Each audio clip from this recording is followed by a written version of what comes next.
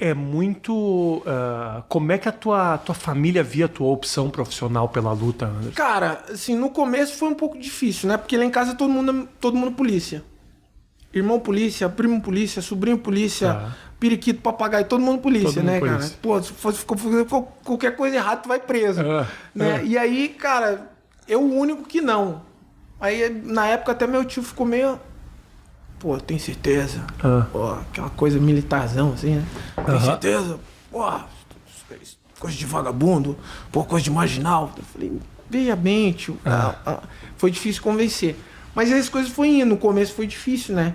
Mas aí quando as coisas começaram a andar, começaram a mudar, ele falou, não, tá bom, é isso aí que você quer, então tá tudo certo. Teve algum momento dessa tua jornada que tu sacou? Eu sou bom nesse negócio aqui. Porra, que caiu a ficha assim, você fala... Cara, eu faço fácil isso aqui. Não, assim, eu tinha que fazer. Eu tinha que fazer bem feito. Eu não tinha uma outra opção. Eu tinha que fazer bem feito, cara. Eu não tinha opção. Eu já tava com filho, eu tava com 19 anos, com filho, eu não tinha opção. Eu tinha que fazer aquilo bem feito.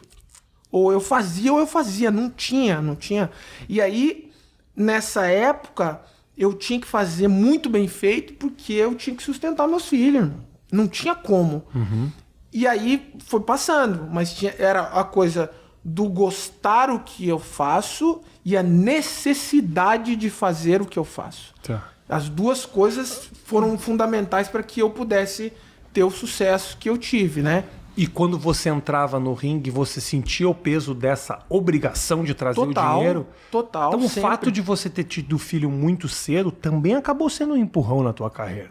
Total. Foi muito, né? Porque eu não queria, né, em nenhum momento deixar meus filhos passarem por nenhum perrengue, né, cara? Então, assim, eu precisava fazer aquilo bem feito. Então eu treinava mais que todo mundo, eu chegava mais cedo que todo mundo. Além de eu gostar, era uma coisa que eu gostava, que eu fazia porque eu amava, mas tinha necessidade também. Depois de um tempo, na verdade, a minha última luta, depois da minha luta na Coreia, que eu fui pro Cage Rage na Inglaterra, já não era mais uma coisa que eu fazia por necessidade, assim, tanto... Cara, eu preciso trazer o dinheiro para casa, porque nunca fui um cara assim de ostentar, então eu tinha a graninha guardada ali, e aí falei, bom, isso aqui tá suficiente para mim, continuei dando aula e tal, e aí eu recebi a oportunidade de lutar lá no Cage Rage, e aí os donos do Cage Rage falaram, cara, a gente tem uma proposta para você não quer mudar aqui pra Inglaterra e tal. Quase que eu fui morar pra Inglaterra, cara. Não, a gente dá os papéis pra você, pra tua família, pros teus filhos, tudo certinho. Aí eu fiquei naquela indecisão, né, cara? Aí, na minha última luta, o Joinha e o Ed, na verdade, o Minotauro falou, ó, tem oportunidade de você ir pro UFC, cara. E o Joinha é o cara que pode te colocar lá e tal. Ele vai poder te empresariar melhor. Aí, porque na verdade quem tava cuidando da minha carreira, me colocando pra lutar no Minotauro. E aí foi onde o Joinha chegou, ó, cara, os caras querem você aqui, mas você não pode lutar. Era a minha última luta lá no Cage Rage. Ó, só que você não pode lutar aí, que se você perder, os caras não vão te querer aqui. Aí eu falei, então beleza. Então deixa pra lá, cara, eu vou lutar aqui, irmão. Aí o que aconteceu? Eu lutei e ganhei. Quem era? Cara, eu acho que era... aquela da cotovelada de baixo pra cima aqui? Foi, acho que foi esse cara. Como é que era? Um baixinho, que era bom aquele cara. Você deu uma cotovelada de baixo pra cima. Pimba! Cara, eu esqueci o nome do cara. Parecia Me fugiu o nome aqui. Golpe de videogame aqui. Me fugiu o nome do cara. Aí depois disso eu fui pro UFC. Daí fui pro UFC, daí tive a minha luta lá boa, e aí as coisas começaram a mudar, né? O Minotauro teve uma função importante nesse momento aí, né? Cara, o Minotauro foi o cara que realmente... Porque assim, quando deu toda aquela coisa de dividir as equipes, dividir a equipe, eu saí da equipe e tal, o Israel Vidal saímos da equipe e tal, eu fiquei meio sem, né? Eu até escrevi uma carta, mandei pro Pride e tal, né? Dizendo que tinha me desligado da equipe, que eu gostaria de continuar lá e tal, mas tinha aquela coisa da politicagem e acabou que eu fiquei de fora e não teve como. E aí, cara, teve o cara que foi um anjo na minha vida, né, cara? Que o Minotauro, ele abraçou meu problema sem me conhecer. Ah, não era próximo? Eu achei que era Não. tipo parceiro já de muito tempo. Não, eu conheci o Minotauro assim, do Pride, tamo no Pride. Aí, pô, beleza. Então. E duas equipes rival, né, cara? Sim, ele era Mas do aí BTT, tinha, né? o Catel dava aula na academia deles, lá em Curitiba, né? Que era do Minotauro e do primo dele. E a gente era meio que da mesma equipe, né? O Catel a gente se formou junto pelo Noguchi, né? A gente pegou a faixa preta do Noguchi junto. E aí eu ia lá de vez em quando treinar e tal. Pô, meu primo quer te conhecer e tal, não sei o quê.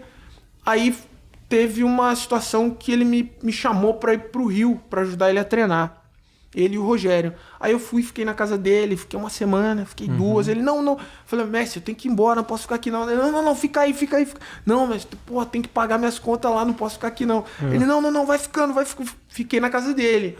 Aí eu fiquei uns 6 meses morando na casa dele, cara. Caraca. Fiquei 6 meses morando sem o cara me conhecer, irmão, sem me conhecer. Aí rolou essa parada que eu tinha mandado a carta pro Pride, aí os caras meio que não responderam e tal. E aí rolou uma situação lá, né, meio chata. E aí, cara, o Minotauro falou, não se preocupa não. Toma aqui uma grana aqui, manda lá pra tua família lá, pra tua esposa lá, pro teu filho lá e... Do bolso? Do bolso dele. E fica aqui treinando, você não vai parar de lutar não, tá maluco, tem talento, não vai parar. Aí foi onde a coisa ficou, né, cara? Aí eu dei uma aliviada, eu fiquei. Aí ele falou, não, vou te colocar de volta pra lutar no Pride. Deu, vai colocar nada. Mas tô treinando, continuei treinando. Aí rolou uma luta, eu voltei pra Curitiba, fiquei treinando em Curitiba e tal. Aí fiquei uns dias em Curitiba, ele falou, volta pro Rio que a gente conseguiu a luta pra você no Pride. Aí lutou ele, o Rogério e do outro lado lá lutou o Vanderlei, mas era uma coisa assim muito... Porque assim, o que rolou foi o seguinte... Rolou uma politicagem, se o cara pisar aqui de novo, o Vanderlei não sobe pra lutar. O Vanderlei não luta. Entre o Anderson e o Vanderlei, quem é que luta? O Vanderlei, né? Então ficou aquela parada ali. Ficou uma parada ali meio cabulosa, né? Mas aí, do outro lado tinha o quê? Tinha o Minotauro. E aí o Minotauro chegou nos caras e falou, na época os caras tinham que renovar a bolsa dele e pagar uma grana a mais. Aí ele, eu luto, mas vocês têm que botar o Anderson pra lutar. Os caras, não, a gente bota, mas a gente vai te dar 100 mil a menos. Ele falou, tá bom, então bota ele pra lutar. Daí foi assim, cara.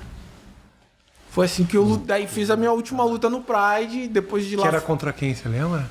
Cara, foi contra o... A última luta aquele no Pride. Cara, o japonês que me deu uma chave de pé maluca lá, cara. Okami. Não foi o Okami, foi não sei o que, piranha, alguma coisa assim, cara. Sim.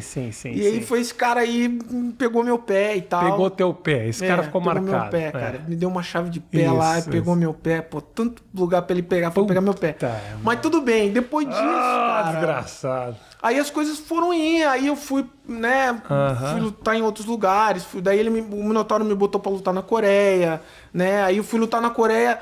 Era contra o Jeremy Horner, o cara tinha mais de 400 lutas de MMA. Aí cheguei lá, o cara não bateu peso. O cara tava com 97 quilos, eu tava com 83. Aí o Minotauro, negão, você veio até aqui, cara. Porra, você veio até aqui que você não vai brigar com esse cara. Pelo amor de Deus, cara. Vai lá, cara, vai lá. Não, mas o cara era um nome, o cara era um nome. O cara, meu irmão, parecia Davi e Golias. Eu olhei pro cara e falei, nossa... Agora eu não tenho pra onde correr. Falei, não, vamos embora.